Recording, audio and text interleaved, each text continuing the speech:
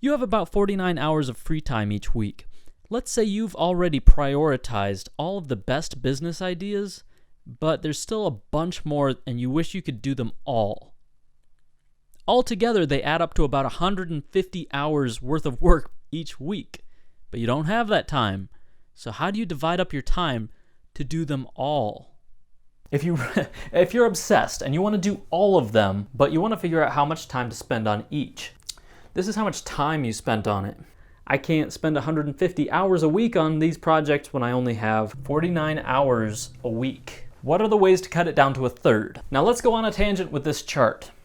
This chart represents 150 hours worth of work. There's a lot of ways to divide this up. Take the amount of hours that you think it's going to take and you cut it down to 1/3.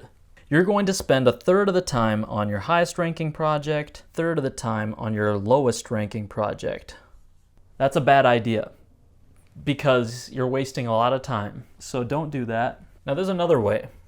So instead of spending a third of the time on everything, let's create a chart that looks like this. 0 hours, so you're not paying any attention to this last project, all the way up to the max number of hours. But the volume of the time spent on the project needs to be, in my case, 1/3 of the entire thing.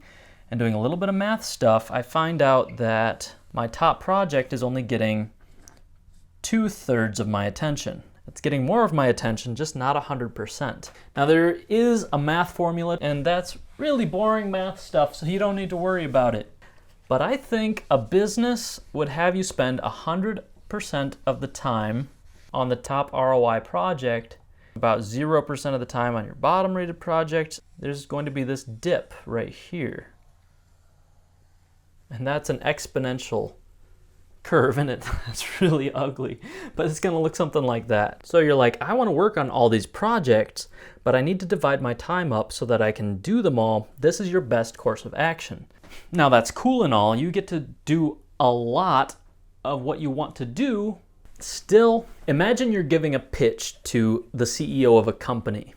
How are you going to justify, can we spend 8 hours a week doing this thing that's going to cost us $5? How do you justify that? No, you can't. Don't even look at this, because that's not what you're going to do. You're just going to focus on the projects that make you money. Everything else, cut it, nix it, doesn't matter. It's not worth anything. There are some things that you need to do. For instance, I need to do that collab. It's got to be done. You need to invest in it to get this gross income number up. So did you get an idea of how to do everything you want to each week? I hope you got the idea that that is a bad idea. Even following that chart, on the narrow end, you're only spending a couple of minutes on each project, and that's gonna be worthless. Focusing your time is a lot like focusing your niche in social media. 2 inches wide, 2 miles deep. Now, if you're curious what business ideas I would like to prioritize, then check out my list of the best artistic business ideas for 2023 right up there. If you've already seen that, you might be more interested in watching this one right down here.